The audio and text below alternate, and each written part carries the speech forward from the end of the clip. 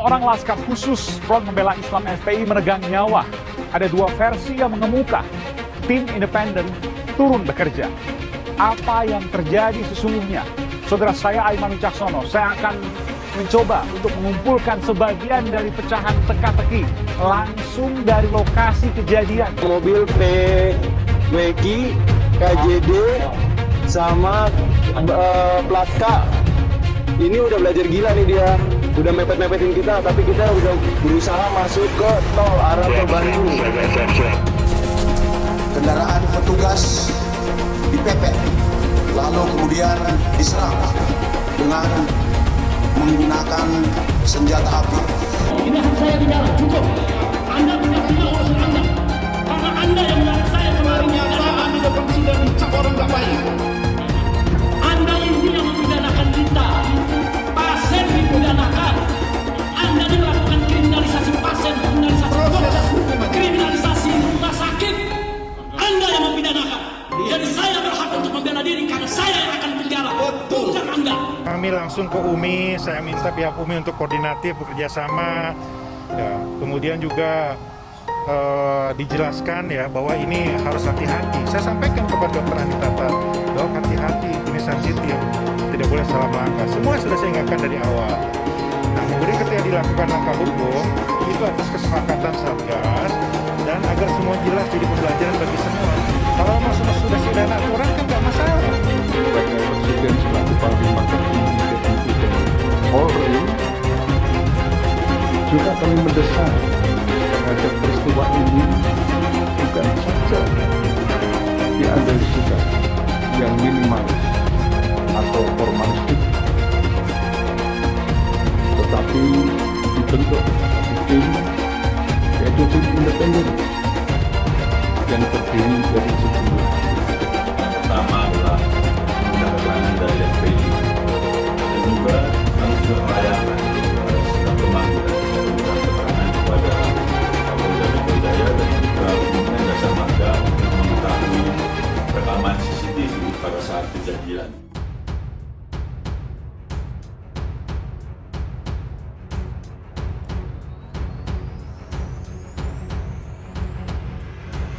Komarudin ungkap kasus KM50. Ini hampir sama dengan pembunuhan Yosua tapi versi kedua.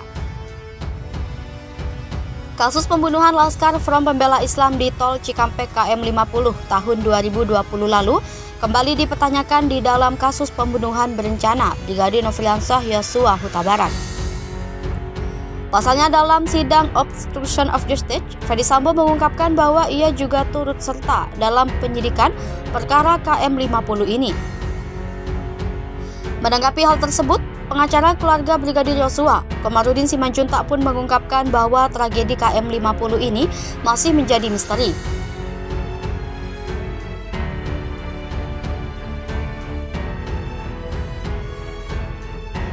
Komarudin juga menilai bahwa perbuatan Ferdy Sambo dan kawan-kawan yang melakukan obstruction of justice di pembunuhan Yosua bisa jadi serupa dengan kasus KM50.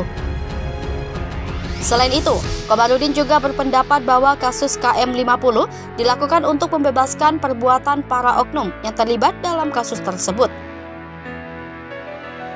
Komarudin juga mendorong untuk ditemukannya bukti atau alias novum demi memperjuangkan keadilan bagi para korban di tragedi KM50 ini. Menurutnya, kasus tragedi KM50 adanya kemiripan antara kasus Brigadir Yosua di mana ada skenario tembak-menembak serta obstruction of justice. Menurutnya kasus tragedi KM50 adanya kemiripan antara kasus Brigadir Yosua di mana ada skenario tembak-menembak serta obstruction of justice dalam CCTV.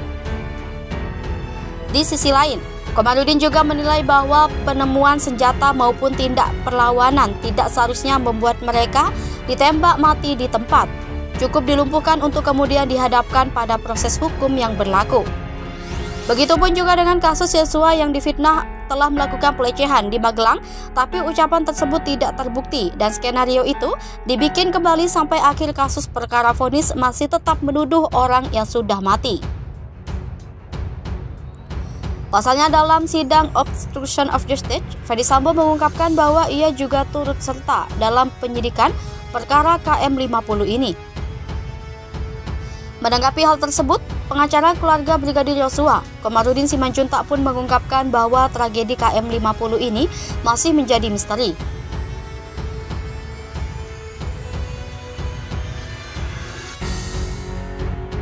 Di sisi lain, Komarudin juga menilai bahwa penemuan senjata maupun tindak perlawanan tidak seharusnya membuat mereka ditembak mati di tempat. Cukup dilumpuhkan untuk kemudian dihadapkan pada proses hukum yang berlaku. Begitupun juga dengan kasus Yosua yang difitnah telah melakukan pelecehan di Magelang, tapi ucapan tersebut tidak terbukti dan skenario itu dibikin kembali sampai akhir kasus perkara vonis masih tetap menuduh orang yang sudah mati.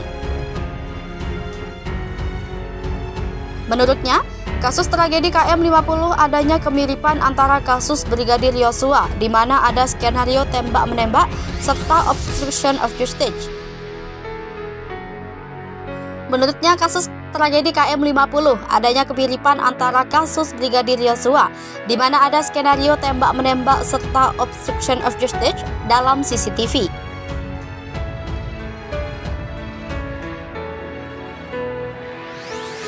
Komarudin ungkap kasus KM50 ini hampir sama dengan pembunuhan Yosua tapi versi kedua. Kasus pembunuhan Laskar Front Pembela Islam di Tol Cikampek KM50 tahun 2020 lalu kembali dipertanyakan di dalam kasus pembunuhan berencana Brigadir Nofriansah Yosua Huta Barat.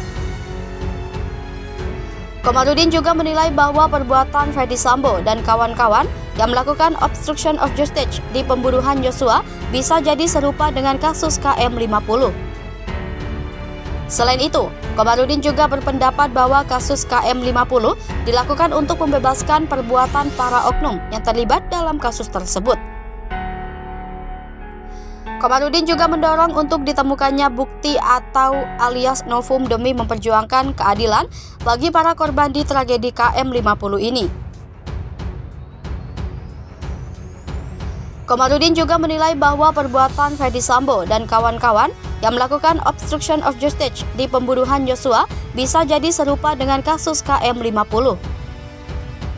Selain itu, Komarudin juga berpendapat bahwa kasus KM50 dilakukan untuk membebaskan perbuatan para oknum yang terlibat dalam kasus tersebut. Komarudin juga mendorong untuk ditemukannya bukti atau alias novum demi memperjuangkan keadilan bagi para korban di tragedi KM50 ini. Menurutnya, kasus tragedi KM50 adanya kemiripan antara kasus Brigadir Yosua, di mana ada skenario tembak-menembak serta obstruction of justice. Menurutnya, kasus tragedi KM50 adanya kemiripan antara kasus Brigadir Yosua, di mana ada skenario tembak-menembak serta obstruction of justice dalam CCTV.